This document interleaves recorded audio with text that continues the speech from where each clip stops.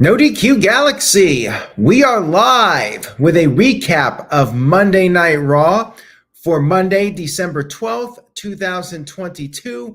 Shout out to everybody watching this, whether it's live or on demand. Shout out to the early birds, Matt Helms, D. Martin 5th, Darren G, Darren A, CC Drink, Ratnink, Raymond Williams, Martz Berry, Dre, Ken Terminates DQ, Michael Wayne, thank you all. I very much appreciate it. And of course, the Cleaver, Colin Andrew, getting his message in there just in the nick of time. Now, let's get started with this Raw recap. We kicked off the show with a match to determine Bianca Belair's next challenger for the Raw Women's Championship. We had Alexa Bliss versus Bayley. But before the match could even get going, Becky Lynch showed up and chased away Dakota Kai and IYO SKY. She got a chair and sent them packing, so it would be a fair one-on-one match. And then on top of that, Bianca Belair showed up to watch the match. Bayley did not have her Damage Control teammates out there. Damage Control was controlled, as Colin Andrews said. Now, Alexa had some early momentum in the match. Bayley slipped to the outside of the ring, grabbed Alexa, threw her into the ring post, and then after the commercial break, it was back and forth between these two. Bayley hit a sunset flip powerbomb, sending Alexa into the corner. Alexa kicked out. Bayley hit the Bayley to belly, but once again, Alexa kicked out. Bayley then exposed the middle turnbuckle. However, Bianca on the outside snitched to the referee, letting him know what was up.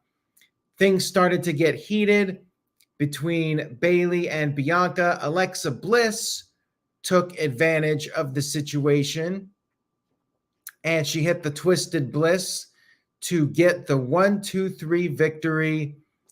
She now will get the opportunity at Bianca Belair and the Raw Women's title. Afterwards, they hugged, but then Alexa got her in the position for Sister Abigail, and the Bray Wyatt logo appeared on the screen. But then Alexa snapped out of the trance, whatever was going on, and then she walked away. So once again, we have a tease of Alexa Bliss maybe still under the influence of Bray Wyatt. After all this time, despite betraying him at WrestleMania 37, Bray Wyatt or Uncle Howdy or somebody is still messing with the mind of Alexa Bliss. And we'll see where this goes next. Good opening match to the show. I like the angle with Becky Lynch, and I like the continued tease of Bray Wyatt. This was all well done. Nice start to the show. Backstage, we had Chad Gable and Otis coming off of them being milked by Kurt Angle this past Friday. Gable referred to Angle as a dinosaur.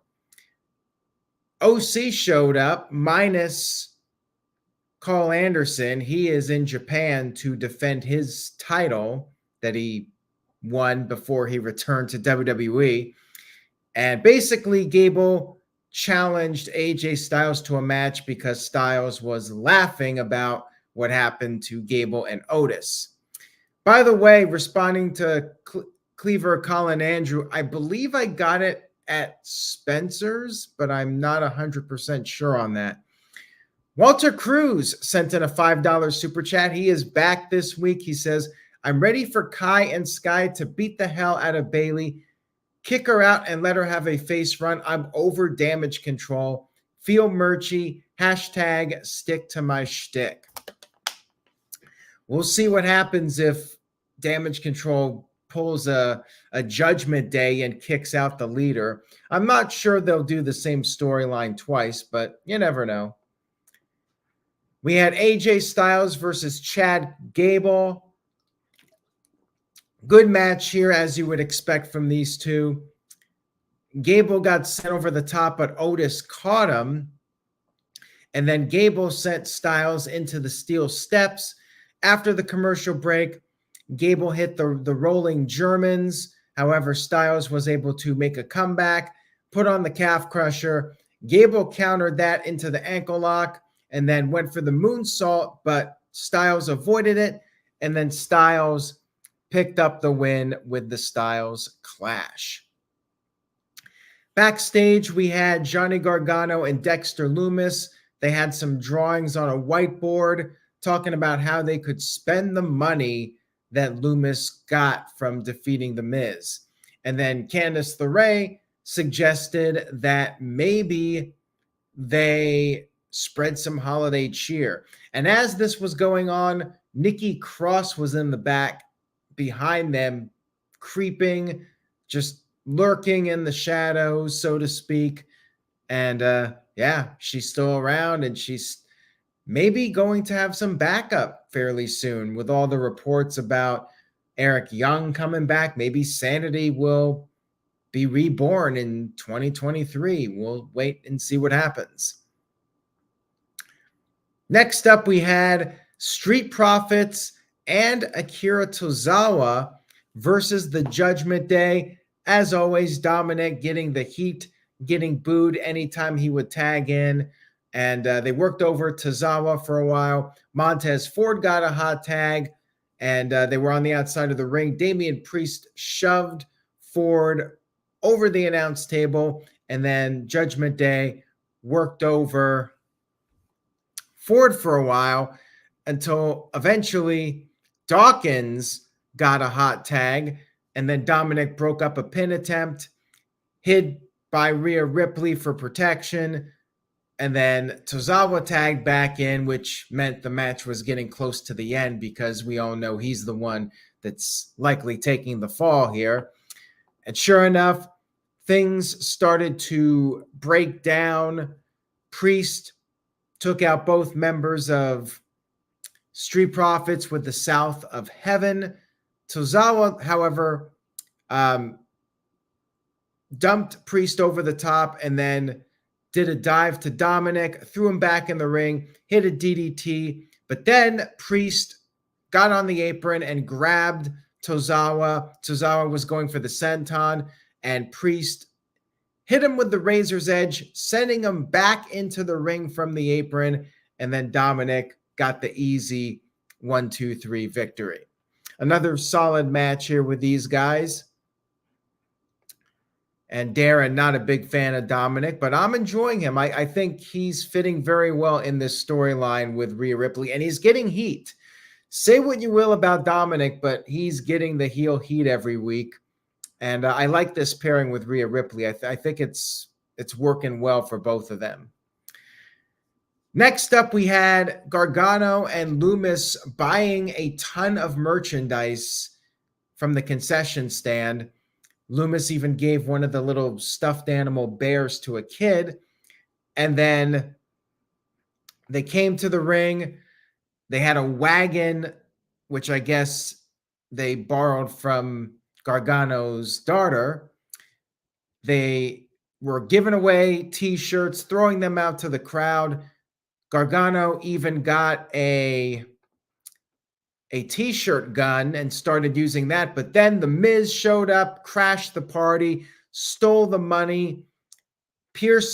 Adam Pearce was having none of this, and he came out there. Miz was sent back into the ring, and then we had a little segment here where Pearce ordered the Miz to return the money. Oh, and I meant son, not daughter. My bad. My apologies to Johnny Gargano. And Miz said he's desperate. He needs the money because basically his wife controls his bank account. And Gargano talked to Loomis and suggested a rematch between Miz and Loomis, but this time it will be a ladder match and they will raise the stakes. 2 bags of money for the winner. Double or nothing. And no, he was not talking about AEW. Crowd was chanting tiny balls at the Miz. He said he has an allowance and he actually has massive balls.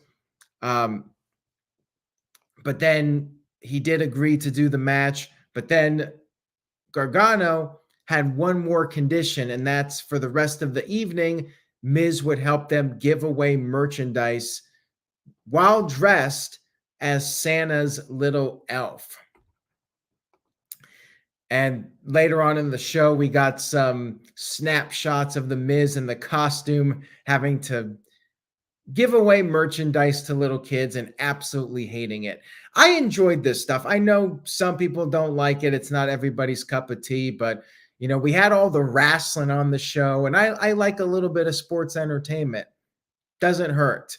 And I thought these guys did a good job. Miz is always fun. And it got heat. The segment definitely had people invested. They were chanting tiny balls. And another thing is Gargano was calling Miz Mike, and Miz did not like this, and the crowd was chanting Mike at him. The crowd was having fun. I was having fun.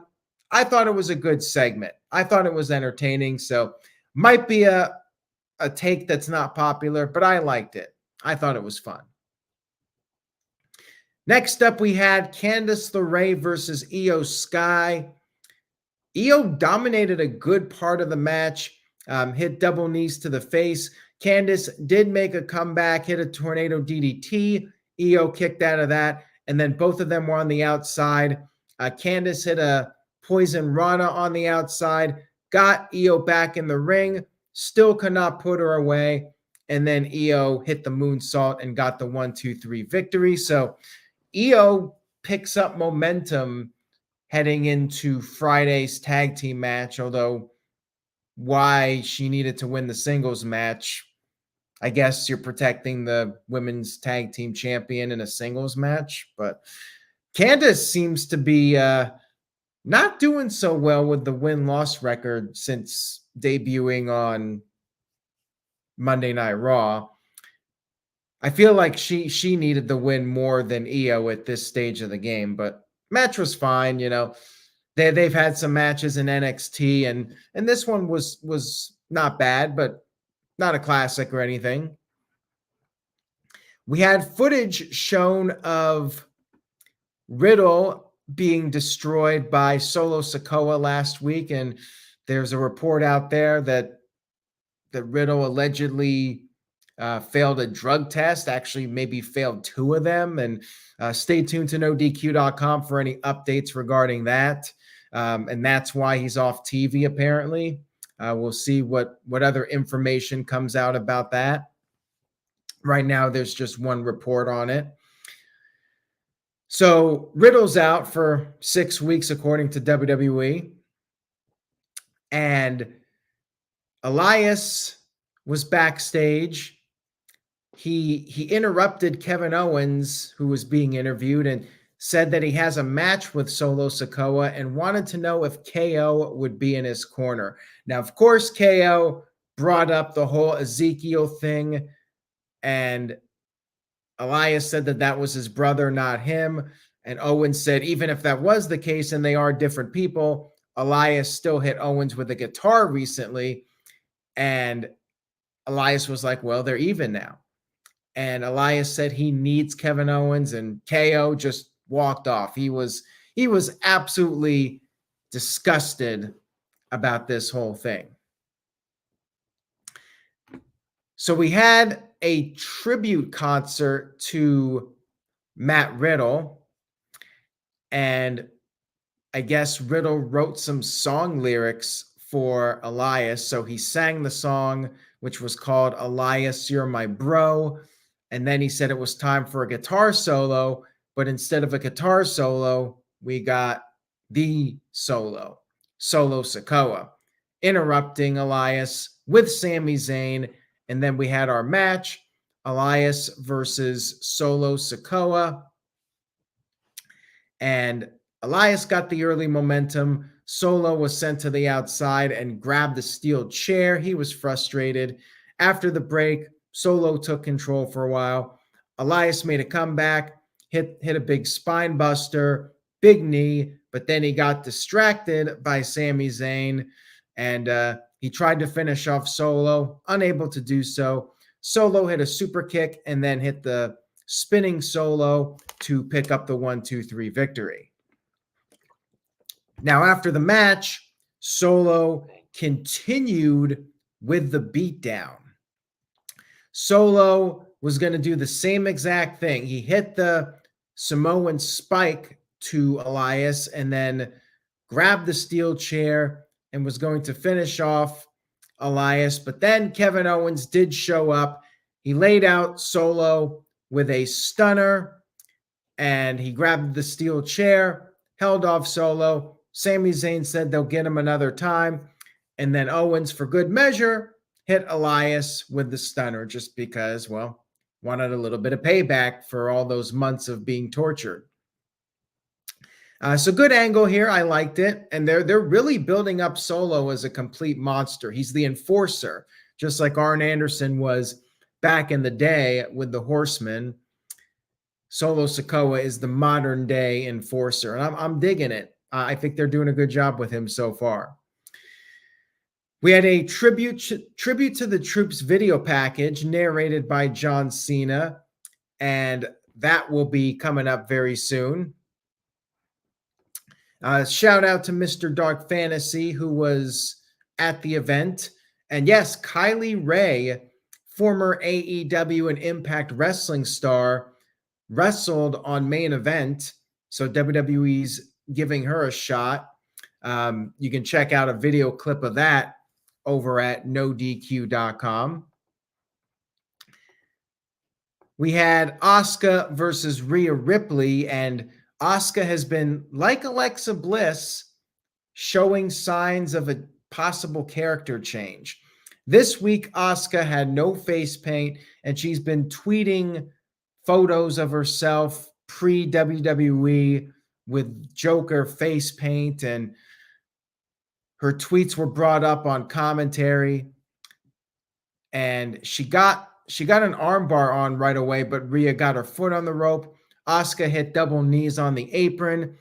After the commercial break, Rhea Ripley took control, and they took each other down with kicks. And we had Ripley basically telling Asuka to bring it. So Asuka did that. She hit the hip attack, sent Ripley to the outside. However, Dominic was out there, and he shielded Mommy, and that allowed Rhea to take control back, and she tried to go for the riptide in the ring, but Asuka avoided it. However, Dominic pulled Rhea Ripley's foot on the rope to save her, and Asuka had enough. She went over to Dominic, and she busted out the poison mist, or the purple mist, sprayed. Was it purple or blue? I'm not sure. I'm a little colorblind. So regardless, I mean, maybe it was blue because I felt like Dominic was looking like a Smurf. Dominic was blinded by the mist, and then Rhea Ripley took advantage of this, and she shoved Asuka into Dominic, who fell off the apron, and then Rhea hit the riptide to pick up the 1-2-3 victory. Good match here, and I like what they're doing with Asuka. They're teasing the character change. Rhea Ripley picks up a win, and I like the mist. I'm a big fan of that. You know, the Great Muta used to do that.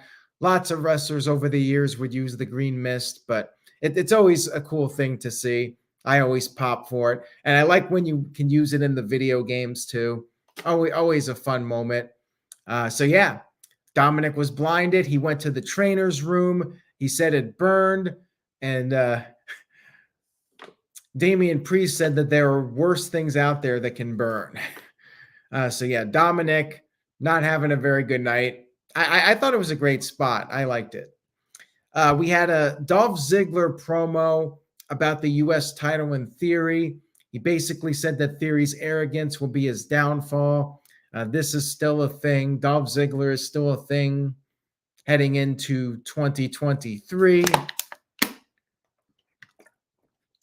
We had our main event of the evening, Seth freaking Rollins. By the way, the This Guy Experience sent in a $2 super chat. Thank you for that.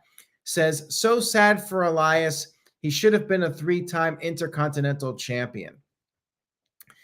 Yeah, well, things happen. And I felt like the pandemic hurt Elias because he was a character that really relied on the fan participation. And they made a mistake of turning him back heel, too. After he started to get that organic reaction, they turned him face, and then they turned him right back heel. So Elias is a guy that, yeah, maybe it was some of the booking, maybe it was the pandemic, maybe a combo of both. But yeah, felt like he lost some of that momentum 2 or 3 years ago. Anyways, Seth Rollins versus Bobby Lashley. Rollins hit a knee off the apron to the outside, and then he started his trash talking. Even though he's a babyface, he's instigating. Lashley said, I told you Lesnar was stronger than you. Rollins got dumped to the outside of the ring. Lashley sent him over the barricade into the crowd. And after the commercial break, we saw that Austin Theory was watching backstage. Rollins made his comeback, hit a couple of suicide dives. But then he got sent into the ring post by Bobby Lashley. Lashley doing his vintage, throwing the guy into the ring post, launching him into it. Lashley went for the spear back in the ring, but Rollins avoided that. Rollins hit a frog splash off the top, but Lashley kicked out. And then Lashley hit the power slam, put on the hurt lock, but the referee got sent to the outside of the ring, appeared to tweak his knee. Lashley hit the spear. However, the referee was slow in getting back in the ring. And of course, Rollins kicked out. And then Rollins hit the pedigree and got the 1-2-3 victory over Bobby Lashley. Now, Lashley was furious. He decked the referee. He was not having any of this. And then Adam Pearce showed up. Adam Pearce said that his hands are tied now. You know, he had words with Lashley last week, warned Lashley to calm it down and not lose control. But now Pearce said his hands are tied. Lashley put his hands on Pearce, and then Pearce said that Lashley is fired. Adam Pearce has fired Bobby Lashley in storyline. So what does this mean? Well, I guess Lashley will be gone for a little bit. Maybe Brock Lesnar shows up and has Lashley reinstated. But yeah, I like the angle, though. I like that they're doing this because it's a cliffhanger, which we don't get them all that often these days. I'm all for a good cliffhanger, and I'm intrigued now to see what happens next. So good ending. All in all, Raw was good. Better than last week for sure. We had a couple really good matches on the show. We had some character teases like Alexa Bliss and Asuka. We had a cliffhanger at the end with Bobby Lashley. We had some sports entertainment that I enjoyed with Johnny Gargano and the Miz and Dexter Lumis. So all in all, solid B, good Raw for a 3-hour show. It was fine. Perfectly acceptable 3 hours. Did not drag as much. I mean, Raw pretty much always drags a bit because of the 3 hours, but this week was not as bad as some of the other episodes of Raw this year. So for Raw standards, it was pretty solid. Like I said, B for Raw, good show overall. Thank you all for tuning in tonight. I very much appreciated a lot of news over on NoDQ.com, so check it out. The stuff regarding Matt Riddle and, like I said, Kylie Ray showing up on Main Event. You can check out the video over there and lots of other news. NoDQ.com will keep you updated as we get closer to 2023 and the Royal Rumble. Stay tuned this week for Winter is Coming. I will be recapping that show right here on the channel. Subscribe if you haven't already. YouTube.com/AaronRiff NoDQ. Have a great week, everybody. Take care. And remember, say yes to NoDQ.com. And I will see you all next time.